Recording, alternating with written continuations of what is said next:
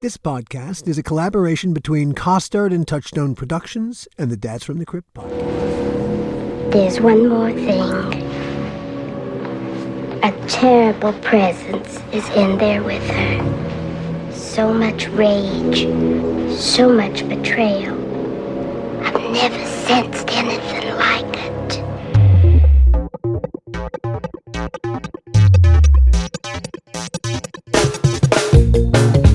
Hello and welcome to another episode of the How Not to Make a Movie podcast. I'm Alan Katz. As always, before we venture forth into the unknown together, if you enjoy this podcast enough to hit any available like button, please do it. Think of it as feeding the algorithms that feed you the stuff you like. For instance, this podcast. And if you really like us, please consider putting us in your friends' lives by sharing us with them. Then you'll be a hero in everyone's eyes. Better yet, no one will haunt you. Which brings us to this episode of the podcast and the fact that there's something paranormal going on here. I tackled the paranormal more than a few times in Tales from the Crypt and the Outer Limits and various other TV and movie projects. But I never went at it from the perspective of my guest, paranormal investigator Kyle Yates. Though a skeptic by nature, and despite coming to paranormal investigation as a kind of second career, as you'll hear, he may well have been born to it. To be honest, I'm a little agnostic about things paranormal. I want everything rooted in what we can verifiably know. Alas, we don't verifiably know everything. Consciousness, for instance, remains mostly a mystery to us. As you'll hear, an awful lot of what we think is paranormal is absolutely explainable by organic means. Electricity and the magnetism electricity produces can create effects that do seem genuinely ghostly. But those ghostly effects are just electricity and magnetism, or something else with a simple logical explanation. But then stuff happens that can't be explained at all. You start running out of, well, it could be this or it could be that sound like they maybe could be. And that's where people like Kyle step in and explain it paranormally. Let's start at the very beginning. Now, the very beginning. Now, at some point, we're gonna get you all the way into paranormal investigation. You grew up in Texas? That I did. A little place called Baytown. Your family is from Texas, going way back? Well, actually, my grandfather's from Nebraska. Everybody else is from Texas. So a lot of Texas, and like I said, Texas going way back. Mm-hmm. How far back? Do you know? I think my grandfather moved here maybe the 40s, 30s or 40s. So we've been here a while. Okay, but not going back. Your folks weren't at the Alamo. No, not my dad's side, yes, but my mom's side, no. Okay, but your dad's side goes back to historical Texas, Republic of Texas. That's right. So your roots are rooted to a degree in Texas, but also in Nebraska, you said. Yes. I haven't been to Nebraska yet. I'm planning on going one day just to say I was there. You don't feel as connected to Nebraska as you do seem connected to Texas. I am a Texas boy, let me tell you. Do you know what Baytown is known for? You're about to tell me. Yes, this is the birthplace of Gary Busey. Oh, you're kidding. Nope. Holy cow. I've worked with his son. Really? Jake? Yeah, I've worked with Jake. He did an episode of Tales from the Crypt. Interesting cat comes from an interesting family. Yes. Talented. You know, they filmed RoboCop 2 here. The first Hitcher movie with Rutger Hauer. And most famously, they filmed the Hellfighters with John Wayne here. Huh. What is attractive, having never been to that part of Texas? What's cinematic about it?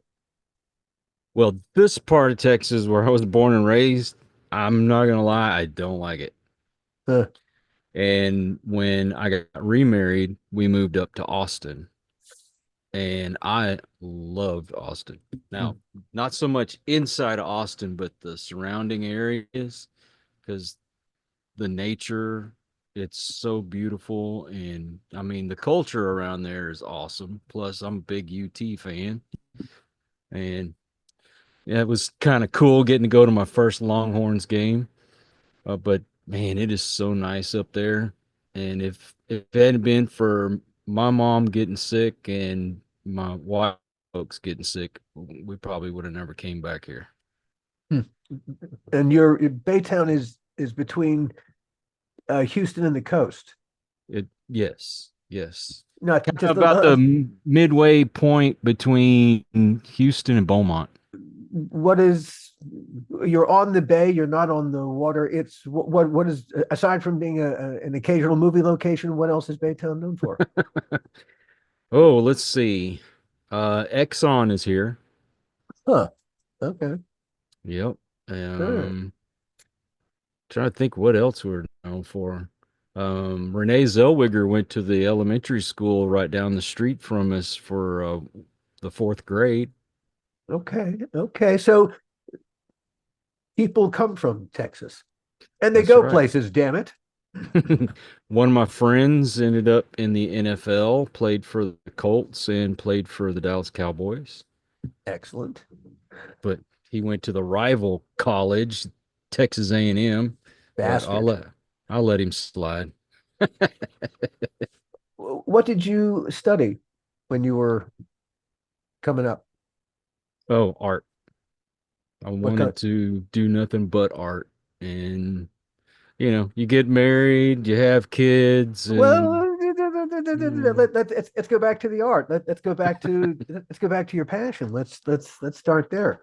All right. So, what kind of art did you love? What kind of art did you want?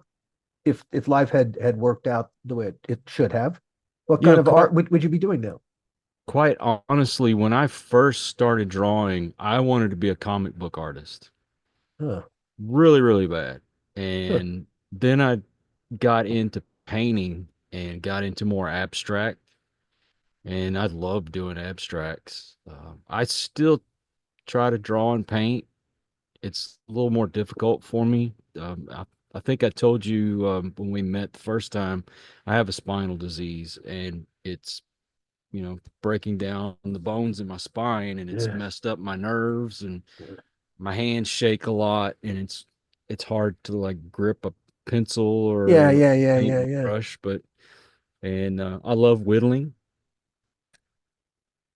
and But in your head, you are an abstract artist.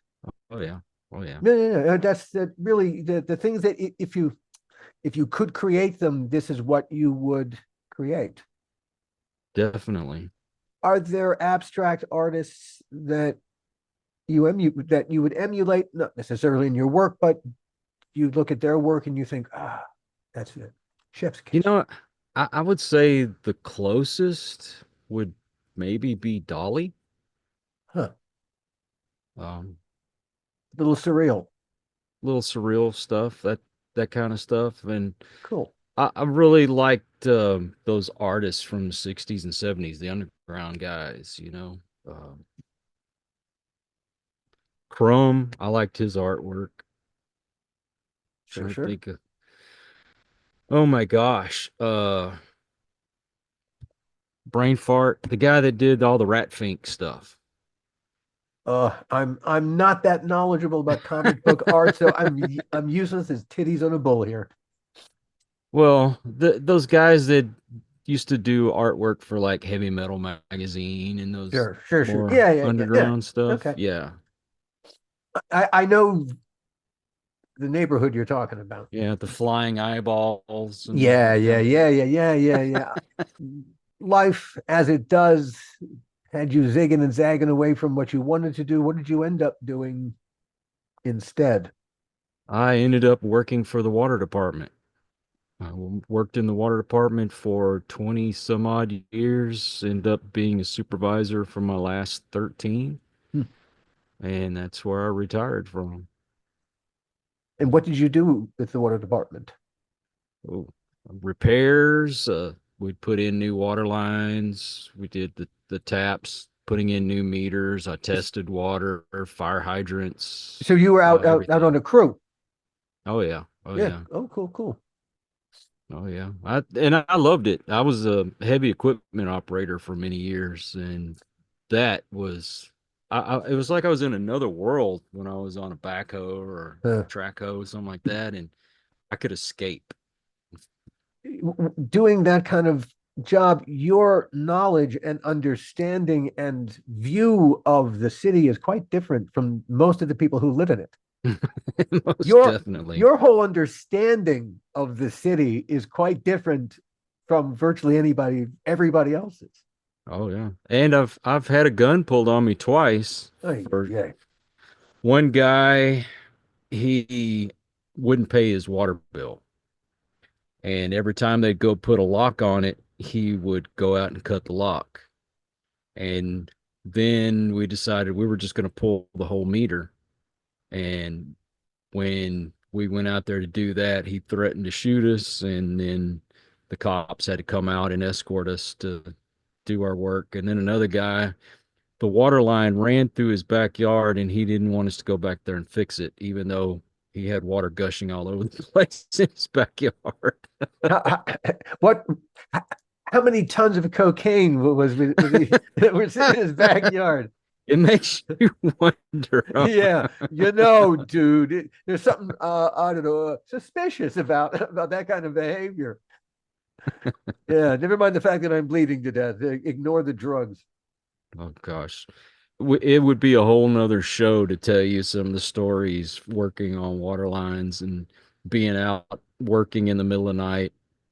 I had Oh, actually had a cop pull me over while I was out working, and I was driving the backhoe back and forth, and he came out and stopped me and he says, "What are you doing out here?" And I said, I'm working on a water line. I'm in the water department." He goes, "Water department closes at 5 o'clock." And I'm like, dude, we work 24 hours a day. If there's a water leak, we have to work on it. kind of like cops. Right. Oh, Ay, yeah. ay, ay. All right. So you had a successful career doing a job that you enjoyed, Hmm. and somehow along the way, you also found time to be a paranormal investigator. Well, that's an interesting thing. I've been married twice. My first wife, I have to go way back to tell the story. Is that okay? Oh, hey, go wherever the story needs to go to get told. Okay. 36 years old. That was the early part of the 2000s. That's when Ghost Hunters was real popular on TV, and I never missed an episode. I said, one day I am going to be a paranormal investigator and I am going to investigate with the guys from Ghost Hunters. I said I was going to do that. Well, about 36, I said, I ended up having a heart attack, and my first wife, while I was in the hospital, was At the age of 36? yes, I had a real bad drinking problem, and Yeah, yeah, I yeah. had a bit of a substance problem at the time. And while I was in the hospital recovering, my first wife was moving out to live with a guy who was barely older than our daughter. And so I ended up getting a divorce, never, needless to say. Needless And to say. Wow. Wow. so nearly, what, 8, 10 years go by, and I'm I've been dating here or there. and I got on one of those dating sites, and it hadn't worked out for me. And I said, I'm going to give this one more try. If it doesn't work out this time, I'm done with that stuff. Well, I met this young lady. We hit it off pretty good. We talked on the phone for probably, I don't know, a month. Finally decided we were going to meet. The night we were going to meet, she calls me and says, "Hey, had an emergency. I'm not going to be able to go out on our date." I'm like, "Okay." So I'm figuring she's flaked on me too, right? Well, she's texting me all night. And I'm thinking, wow, this is kind of weird. She flaked out on me, but she's still texting me. So I finally kind of got the nerve to say, "Hey, if you couldn't go out with me tonight, how are you still texting me?" Then about 10 minutes of silence. I thought, uh-oh, I done blew it now. I poked my nose where it didn't belong. And she comes back. She says, "I've got to tell you something, and you might as well know. I am a paranormal investigator, and I am on an investigation that was kind of an emergency. There was a kid with Downs that was getting attacked, and we felt like we really needed to go take care of this." My next text was, "Marry me now." Had you had So any experience in paranormal, anything up to that point? nothing, nothing. I had several experiences, but I had never been on an investigation. And well, her group actually had an opening, and they invited me to go along. I went and I paid attention to what they were doing. I tried to emulate a little bit what I saw on television, but I didn't want to make it a carbon copy because. And they liked me, so they said, "Hey, come join the team," and I did, and that's another story. But we ended What? up leaving that group. Well, well, we may find our way into that story because this is now the meat of the matter. Having Well, having made movies about this topic, okay, okay.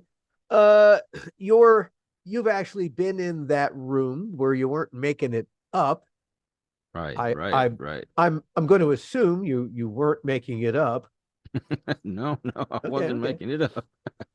She tells you what it is she does. You say, "Marry me." Now, Right. you have no experience of this. As she, all right, she can't just throw you into the deep end of this pool, I assume. So she's got to bring you along to bring you up to speed. How does she? How does she pop your cherry to get to start you rolling here? They showed me the equipment they had and how to use it and how they did their investigations and How did they uh, explain? All right, how did she and her team? All right, paranormal investigations. All right, what does that mean?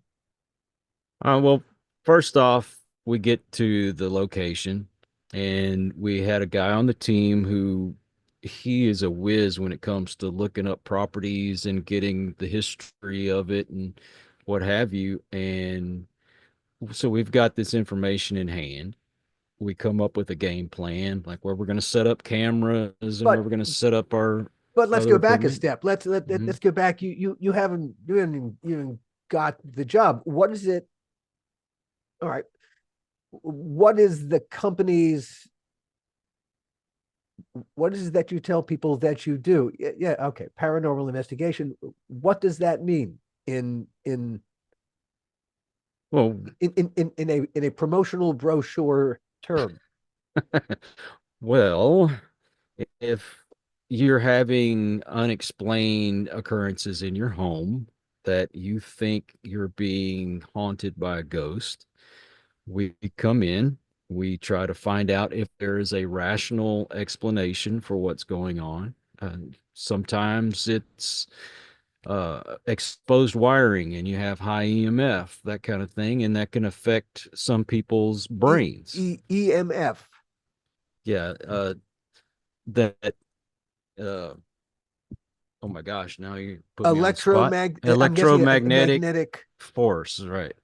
Gotcha. Okay, or so field, electromagnetic magnetic field. I'm field. sorry. Okay. Yeah, yeah, yeah, yeah, yeah. No worries. I just want to make sure that we understand everything that you're saying. Right. And I mean, there's explanations for some things, but we also set up certain equipment that uh we can we have those equipment that can see in the dark, that kind of stuff. And we have special recording devices that may pick up what do you call it? Unembodied voices and that Hmm. kind of thing. And we go over the evidence to see if it's an actual haunting or if it's something that can naturally be explained. And fortunate for me, there were people on that team who were very willing to teach me all about the equipment, how to use it, how to do these kind of things. And What is the equipment? What are the various pieces of equipment measuring? oh, we have like, well, the digital recorder, of course, it picks up any kind of voices that may be there.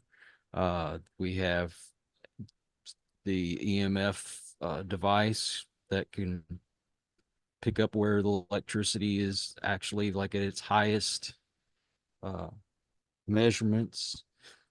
I've found a lot of exposed wiring sometimes doing that. I should have been an inspector.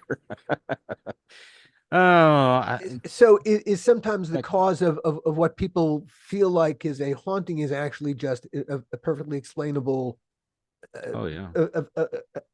event caused by the wiring, I guess, old wiring in their Oh house. yeah. Oh yeah. We had one that this wiring. Hmm. Do you remember when they used that old like a cloth covering over wiring, copper wiring? Sure, oh You sure, remember oh sure, that? sure. Oh God, yeah, yeah, There yeah. was a house we went to that the up in the attic. There was a lot of that, and some of it was totally exposed, and they actually had wrapped wire around that wire to put up lights and stuff in the attic. And Oh, they had a transformer that was literally over their backyard, probably feet from the bedroom window, that kind of stuff. And yeah. you, And you could tell. the truth is, electricity and the magnetism around it that can have some very unusual effects on the real world, Oh, definitely. and can very much create the appearance of ghostly and phantasmagorical things happening because and it is a very natural force causing things, yeah, causing objects to move. Oh, yeah. And when you do enough investigations, I'll tell you, a lot of them are very boring. They're not what you see on television. A lot of it's sitting around for hours, basically staring off into the dark. And I explained away more stuff to where I was starting to begin to be more skeptical myself. And so I was that guy on the team, like, nah, that's not real. And every once in a while, I'd get that one piece of evidence that I could say, I have no explanation for this whatsoever.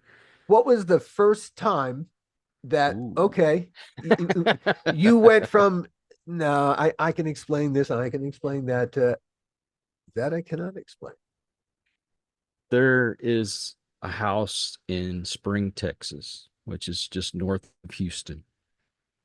And we got there, the house is empty, but the people were, I believe they were trying to sell the home, and they were talking about all these things that happened in this house. So, hey, we're going to check it out, see what's going on. Now, from my understanding, some of the folks had already been there and investigated and said, hey, yeah, we've noticed stuff that we couldn't explain. I'm like, yeah, I bet I can figure it out.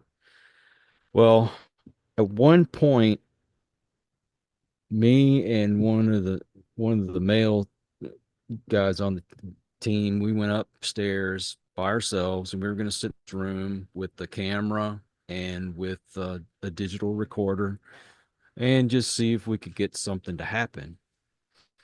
And while I'm sitting there, my feet feel like they are on fire. Okay.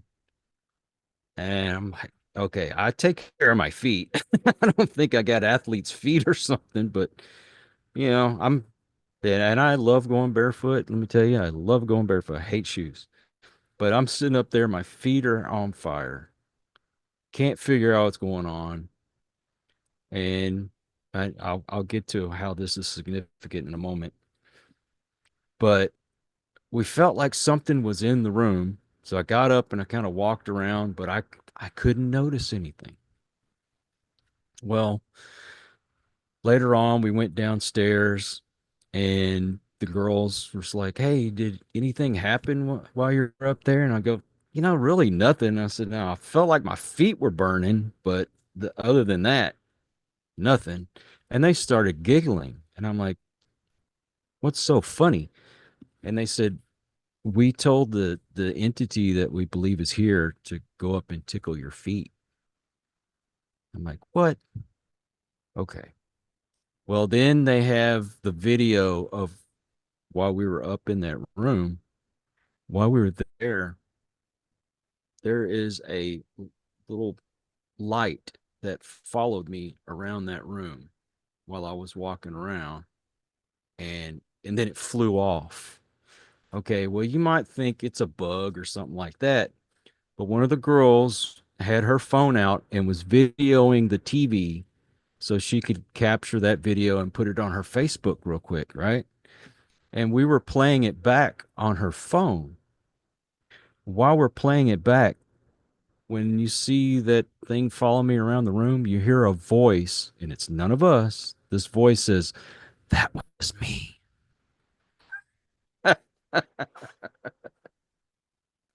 And I do have that recording, by the way. A voice said that was me. Hmm. Maybe it doesn't sound so great telling you about it. When Oh you no, see no, it, no. you'll be blown away. It it's a haunting scene, and there's nothing. You were there, and you're a skeptical person, and as you said, that was the first time you went, okay, Yeah, okay, this is kind of crazy.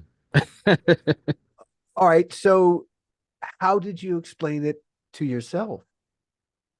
I kept telling myself that that had to be a bug flying around the room, but I couldn't figure out where is this voice coming from.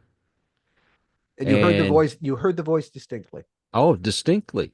And I mean, I was there when she was recording with her phone, and no one in the room was talking. We were being quiet while this was going on. Now, there was a little, somebody had been giggling or something at one point, and you catch that, but no one was talking when this voice said, "That was me." Well, we end up spending the night there, and me and I guess I can say his name, Rodney, we were up in this one room and we were sleeping there and the girls were sleeping on another part of the house. We decided we were going to leave the digital recorder going all night. And when I was listening to the playback, there was one point where it sounded like somebody was having sex right there in the room. And it wasn't me and Rodney, I'll tell you that. Huh. I have no idea where that came from. And the girls are down the hall, so it's not them. What the hell? And I didn't sleep that night. Just out of curiosity, so what? This is a house, a single family residence Mm-hmm. Yep. And in a the neighborhood, or is separated from other houses no, by. it's in a neighborhood. All right, so a And lot of other houses nearby. oh yeah, there's plenty of houses nearby, but it's not like they're right on top of each other. Not So so you could hear a voice in one house that would be coming from another house. somebody would have to be screaming for you to hear the person next door. Yes, Right? I guess that would have struck you slightly differently. Yeah, exactly. Fair enough. Fair enough. Okay. So you get your first taste of the real deal. Oh yeah. Now, another interesting one, there was oh my gosh, what's the name of that town? It'll probably strike me at 2 o'clock in the morning when I'm not trying to think about it. But No, no worries. there's a hospital that used to be run by nuns, and they had a lot of children in this hospital, and it had been investigated by shows like Ghost Adventurers and this kind of thing, and we decided, hey, well, let's go check it out. And at one point, I got scratched, and I actually had a scar where I got scratched, and I'd I'd felt like something had touched me. And then, wouldn't you know it, something utterly paranormal went down. We lost Kyle's video. It just went out. What happened? No worries. I lost you. I lost your video, I've got your sound, so that's okay. What's going on? No worries. That's Your video link is I'm I'm pushing the button and nothing's happening. What's going on? Why is it saying it can't detect my camera? it's and that was quite sudden, wasn't it? Whoa. I'm not That's even touching the computer, dude. that's kind of freaky, Kyle. I'm just saying because you're in the middle of talking there, telling another story about a paranormal situation, and suddenly uh, one could speculate that someone from that side is fucking with you. How else to explain that really suddenly, for no clear reason, your video went out? I can't explain this. Now, fortunately, being a podcast, hey, I've got your voice and I've got a lovely picture of you. You're a very handsome man, Kyle. Thank you. May have to keep going like this. I can't figure out what's going on with my Then camera, dude. we always think we have the technology, but fuck if the technology doesn't have us right where it wants us. This other occult experience where you felt touched and this was on your back, No, it was on my stomach. on your stomach. So you felt something.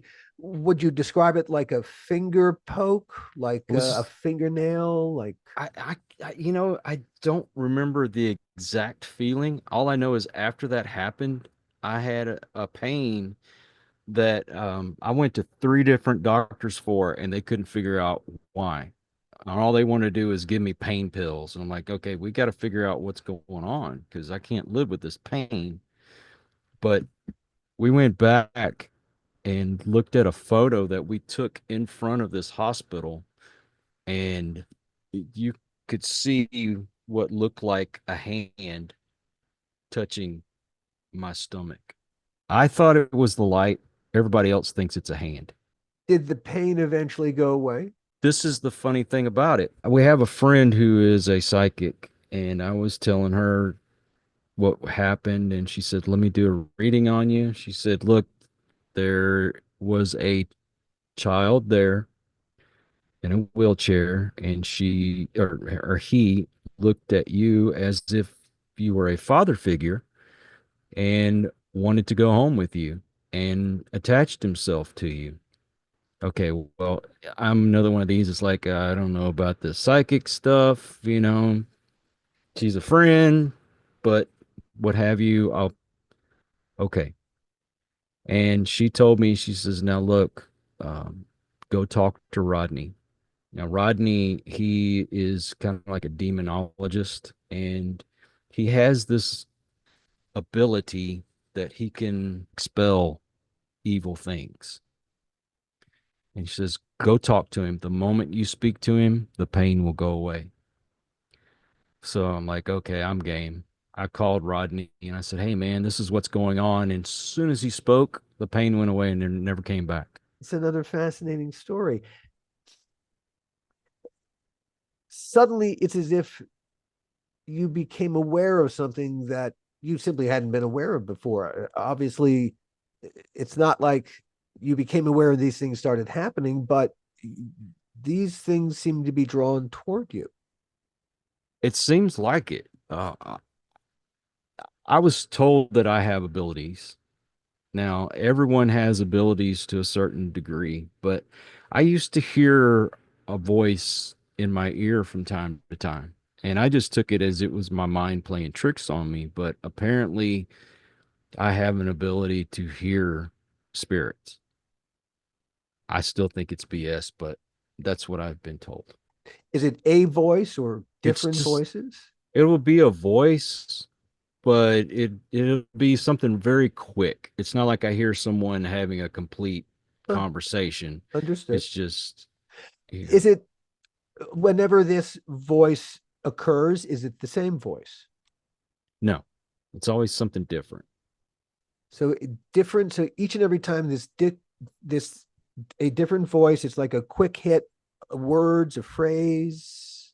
It'll be a word, and I'm one that if it's catching me off guard, I'm not going to catch what it's saying right off the bat. I'm always like, "Hey, can you repeat yourself?" That kind of person, And are they good enough to repeat themselves? Never happens. Damn, Never happens. bastards. Exactly. What kind of words have you heard? Well, I've heard my name, like somebody's calling me when I can discern what's being said. Sometimes, most of the time, I'll be honest, I'm like, I didn't get that, but So it's more the impression of a voice. yeah, and I still think that it's got to be something with the mind. I don't know. Well, all right. I am skeptical, like you, but I'm also willing to accept that there are things that we cannot see and hear. Hey, we only see visible light. There are lots of other light spectra that we cannot see, X-ray, ultraviolet. We can't see them. Lots of things that we frequencies, our hearing frequency, human ear is not all that good. There's all kinds of sound that we can't hear. Um, I we don't really know how you and I are having this conversation. I mean, even if we were sitting in the same room, how does consciousness work? We Right. have we have not a clue. Not a clue. Where do our memories reside when we're not experiencing them? In the cloud. I'm willing to accept that consciousness is a kind of natural force, electromagnetic in nature and biochemical in nature. Consciousness could well have a transcendent component that we cannot see, that we can experience, but we don't have the original equipment to experience it fully in this particular body form. Some people can train themselves to be more aware of consciousness and things outside our own heads, that whatever way you can connect your head to them. Okay, I'll, when two people experience the same thought and the same idea, I've experienced, the creative collaborative process on numerous occasions where it's the damnedest thing when two people begin thinking the same thought. Right. I have to tell you one more thing about that hospital. Please. Okay, so at one point in the evening, everybody had pretty much decided that they were going to go to bed and we were going to spend the night in the hospital. And Michelle, my wife, her and I decided, and this is before we got married, by the way, so she's still my girlfriend. We decided we were going to stay up just a little bit longer just to check the place out some more because we were hyped up, wasn't ready to go to bed. And we went by this one room. It was a playroom, And we had passed by this room, I don't know how many times. We decided we're going to go back in there, see what's going on. And there's a bunch of toys and things in there. There were two dolls, those little dolls that say, mama, dada, I Mm-hmm. love you, that kind of thing. They haven't said a thing all night. And all of a sudden, this thing says, mama, I love you. Okay. Maybe it's one of those things that you wave your hand in front of it or there's a motion and it'll go off, right? And couldn't get it to work. But we'd start asking questions and this thing would go off. Like, okay, I'm a little curious. What is going on here? So we went and woke the other folks up and said, hey, something's going on down there. So they all came down. And there was a guy that he was pretty much their tech guy. He decides he's going to take these dolls apart and see what makes them work. Mind you, both of these dolls are talking to us. One of them had batteries and the other one didn't. So, how's this thing talking without batteries? Well, I'm going, okay, this is kind of cool. I took one of our detectors and I put it on top of a rocking horse. And I said, hey, if you're in here and you're playing, why don't you come sit on this rocking horse? And within seconds of saying that, that meter went off like crazy. And we didn't get a whole lot that night, mind you. All of a sudden, here's this activity going off. Well, we we messed around in there for a while, and it was just some crazy stuff. We got ready to leave, and we decided, hey, let's take a picture of this hallway, just for prosperity's sake. Went back to look at the picture later on, and you could see the silhouette of what looked like a woman in a nurse's outfit and several children standing right next to her. Have no explanation, dude. Hmm. I don't have a clue. How do you, all right, as you visit these environments with the intention of spending some time there, including overnight, how do you prep yourself to sleep in a place that's, oh, for one of a better word, it's fucking creepy? I don't know, man.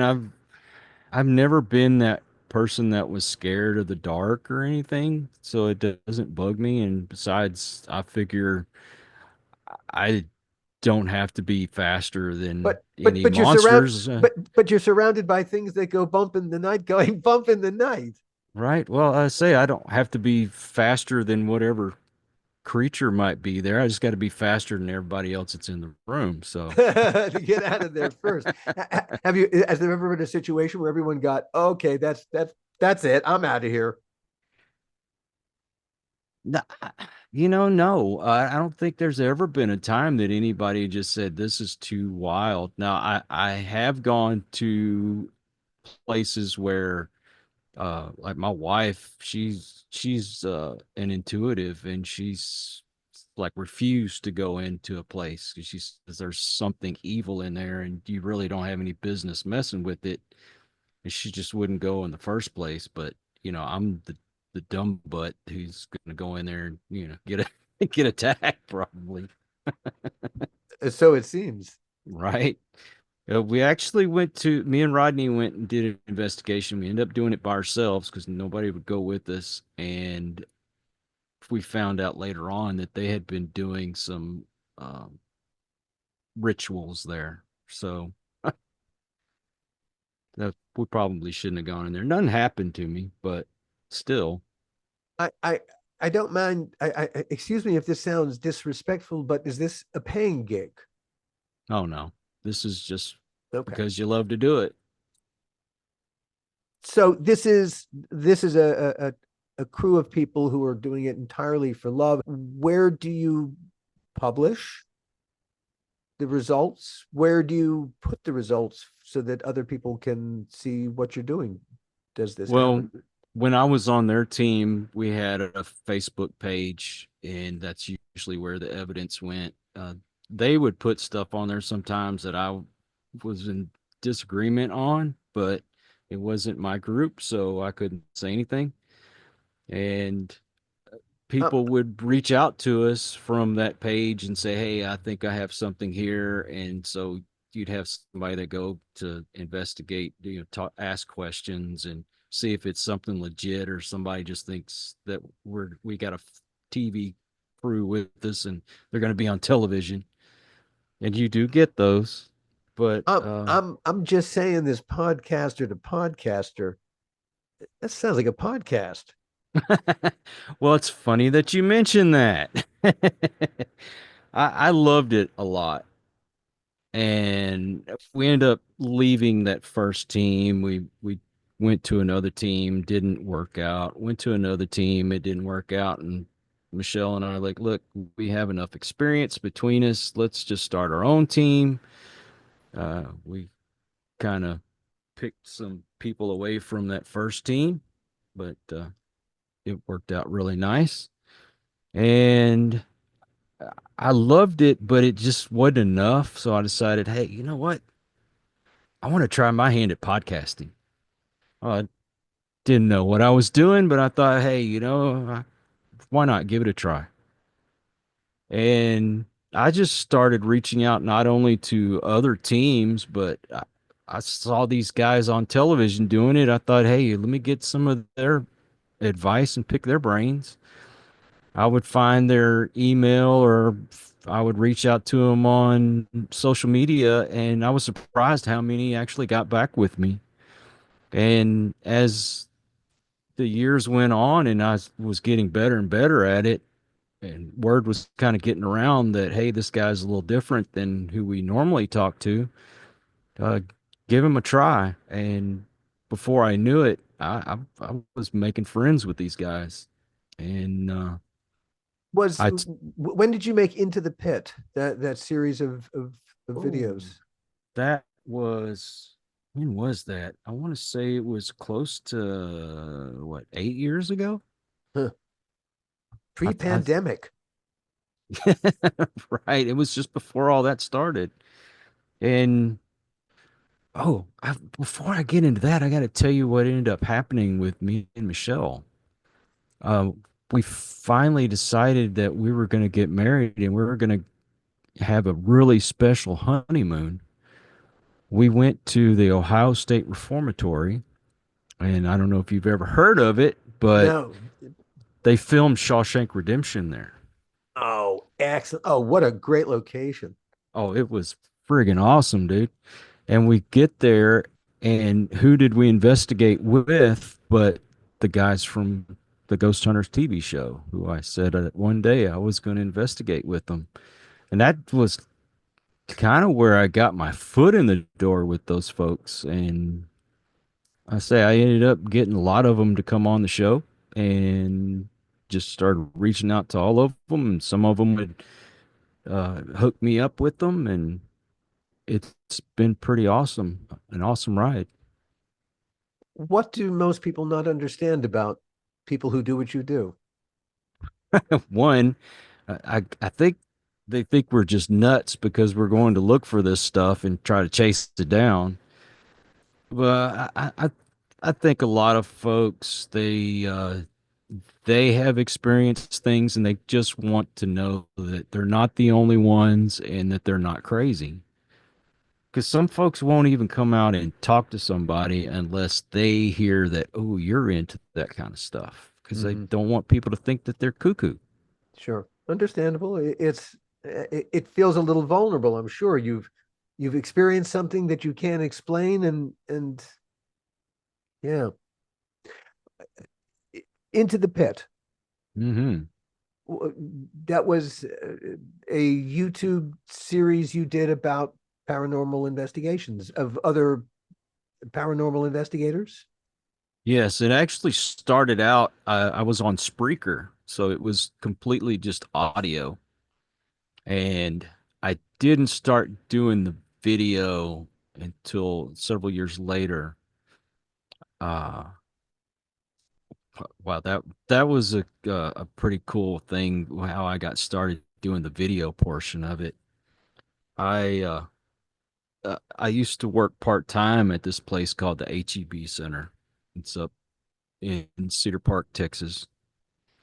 And they had basketball games, hockey games, conventions, all that kind of cool stuff there. They had a convention where you had some comic book people and television people there. And did you ever watch the Highlander series on television? Not much, but Okay, well, the star of that show was a guy named Adrian Paul. oh, sure, And sure, sure. when I was on my break, I decided, hey, I want to go talk to this guy. And that was the beginning of when I first started having my back problems.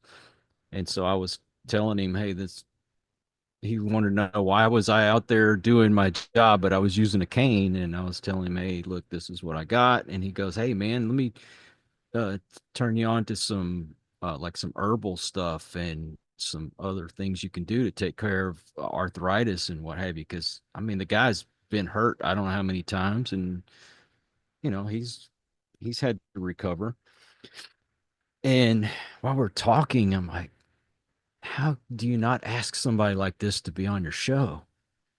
But he's not paranormal, so what do I do? And Yeah, you break format occasionally. I broke format.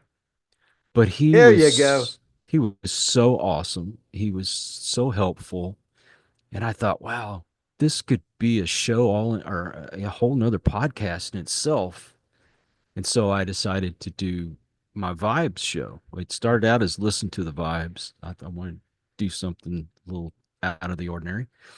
And I got people that helped out with health tips and mental health tips, uh, entrepreneurship. Before I knew it, I was having actors on the show, a lot of authors on the show. What is the full name of your very, very good podcast, Kyle? Well, I shortened it to just vibes. I thought I'd just go simple with it. But the original name of the show was Listen to the Vibes. And where can people find the Ooh, vibes? I am on YouTube. I am on Odyssey, on Rumble, and on Buzzsprout. And I love Buzzsprout because Buzzsprout is a launching pad that sends it out to Apple, Google Podcast, iHeartRadio, Spotify, Stitcher, just about anywhere that you can listen to a podcast. Are they your host? They are, yeah, I guess you could say that. Yeah. Yeah, because I mean, so what's the name of your host? It's Buzzsprout. Buzzsprout. Oh yeah, Buzzsprout's a very very very good host. I use Acast for a lot of my for all my podcasts these days. But yeah, no, it's hey, that's the nature of the beast. You got to have your podcast, your hosting app because that is your distributor. Oh yeah, they're really good. You put your information in once, and that's it. Then all Yeah, you got to do yeah. is upload, and it sends it to everywhere. At the end of the day, you landed. You're in podcasting now. You are a podcaster. Do you think of yourself as a podcaster? Sometimes I do when I'm trying to impress my friends, but I'm just a guy who has found something that he enjoys to do, and I like helping other people. And if I could bring someone on that can inspire or help in any way, then I've done something.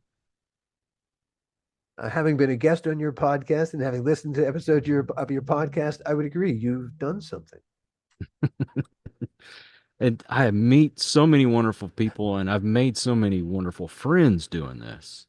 That is absolutely I yes, meeting all the people like yourself that this experience has introduced into my life. Wow. It's like the sprinkles on top of the sprinkles on top of the sprinkles on top of the icing on a great cake. Oh man, to say the least. There were people that I used to lay in my bedroom and listen to on the radio or on that record that I just bought, that I got to talk to them via Zoom.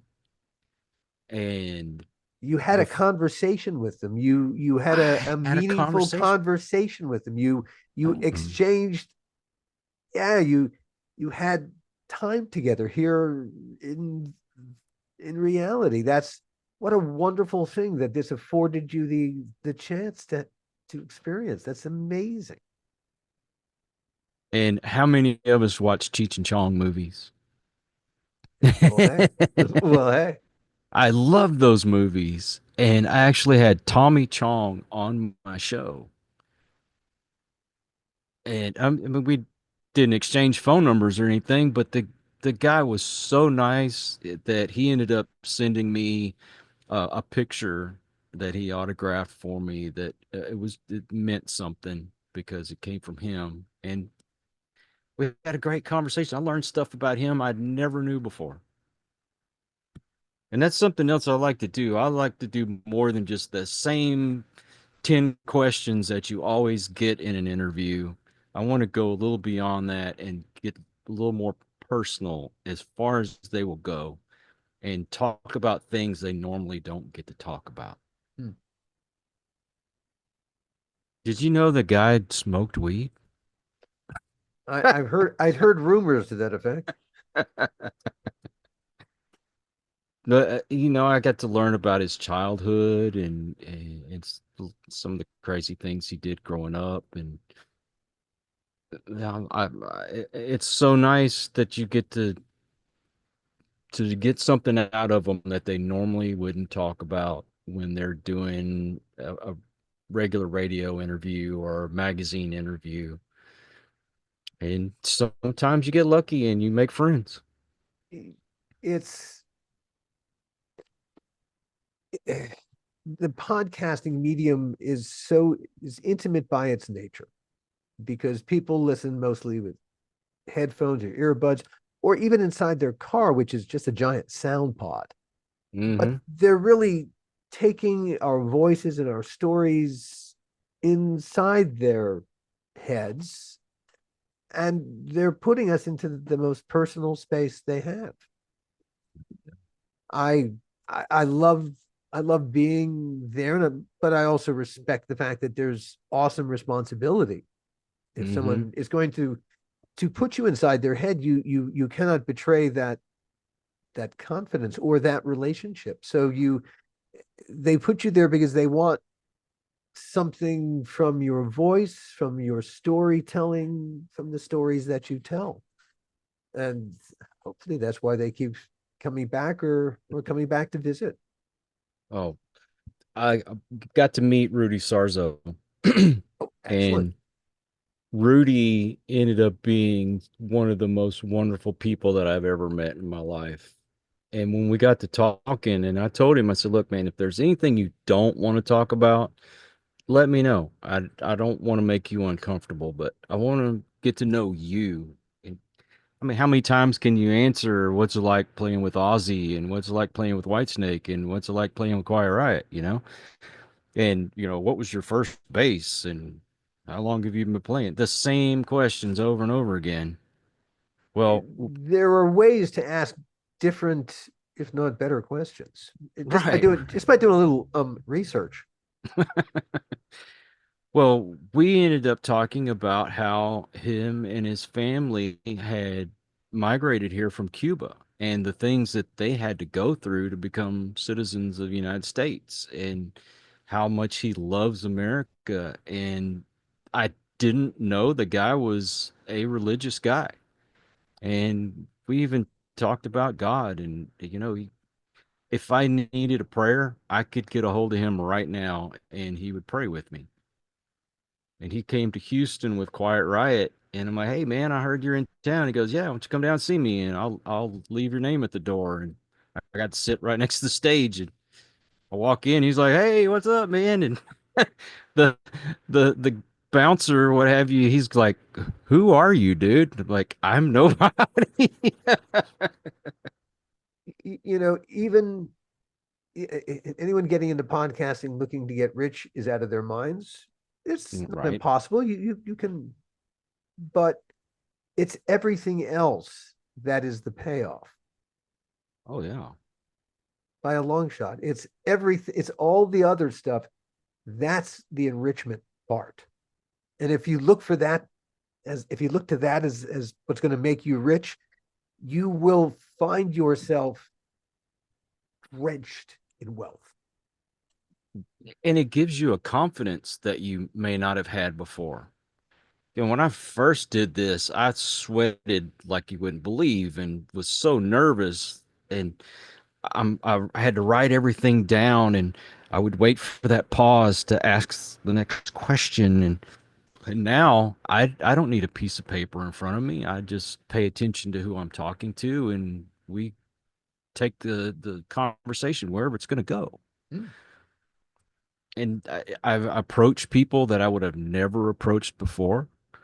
Uh, I got to, uh, I met this guy named Billy James, and to the music world, everybody knows him as Aunt B. He played with the Mothers of Invention at one time, Wow, wow. and I saw him on a documentary about Frank Zappa. He had written a book about them, and I was like, dude, I want him on my show. You're a big I Zappa fan. You are a big oh Zappa fan. love Frank Zappa. So I did a little research. I found his email. I sent him an email. I was like, look, I saw you in this documentary. I'd love to have you come on and talk about your book. 'Cause I love Zappa. And so he sends me an email back and he says, look, I don't have the equipment right now and I'm kind of busy. But he says, I run a PR firm and I represent all these different musical artists. Would you mind having them on your show so they could talk about their music? And I'm like, sure. And I'm thinking, up and coming guys, people you may or may not have heard of that might play at a local bar or whatever and trying to break out. One of the first interviews that he sent me was Kevin Godley from 10cc and Godley and Cream. Godly and Cream. Wow. And I was stupefied when he got on. I'm thinking, I, I loved 10cc growing up, and Yeah. he was so awesome to talk to. And I could not believe that I'm sitting here talking to him and people like him. Neil Smith, the drummer from Alice Cooper. Um, let's see, I had, oh gosh, he's going to kill me because I forgot his name. Oh, Derek Moore. Played with a band called Nectar, and Jeff Cotton, who was the original guitar player for Captain Beefheart, and we ended up being pretty close friends, which set me on top of the moon, believe it or not. And it's nice when some of these guys they take my number and they will call me or text me and say, "Hey, man, I got some new music coming out. Can I come back on the show?" Well, of course you can. Jeez. Hell yeah. Oh, didn't you see the open door, dude? And Yeah, podcasting. I consider yes, I consider myself a podcaster, and a proud podcaster because and I look at you're a podcaster. I mean, look at the people who come on your podcast. That makes you a podcaster. There's I had it's this a guy named Alan Katz come on my show, and I was like, yeah, "What?" exactly. It's a community. It's the most wonderful community I've ever been part of. Oh, and then when you get that guy who does a show like you do, and they say, "Man, I like your vibe. Why don't you come on my show?" Well, hell yeah! And here we are. And here we are, and I hopefully somebody will listen to this. well, I figure about on my side about 1,000 people on average a week, but actually then my numbers are going up, and I'm actually for the first time since I started this podcast, I'm I'm advertising it. I'm beginning to tell people, hey, we exist. So Yeah, I think a couple of folks will listen to this. I cannot thank you enough for coming and doing this. And I thank you for having me on your podcast. I thank you for coming on my podcast. Let's continue this conversation because I think we just scratched the surface of the paranormal investigations. Oh my gosh. You know, I still love it, but I don't do it as often. Oh, I'm Uh, sure not, but I'm sure there are stories yet to be oh my told. oh my gosh. So Yeah. that is you have to come back and those are fascinating, absolutely fascinating. So I want to have you back for another round of some of the of your paranormal experiences. Will you do that? Oh, I'd love to. You the Maybe I'll man. bring Michelle along with me. That would be awesome. I think. Yeah, please, please, please. So hey, it's going to be a date. So hey, keep listening, everybody. There's more incredible paranormal stuff coming up in the future. You don't want to miss it. And thank you as always for listening, and thank you, Kyle, for sitting in. Oh, my pleasure, man. Thank you. Thank you. We'll see you next time, everybody. The How Not to Make a Movie podcast is executive produced by me, Alan Katz, by Gil Adler, and by Jason Stein. Our artwork was done by the amazing Jody Webster, and Jason Jody, along with Mando, are all the hosts of the fun and informative Dads from the Crypt podcast, followed up for what my old pal the Crypt Keeper would have called terrific Crypt content.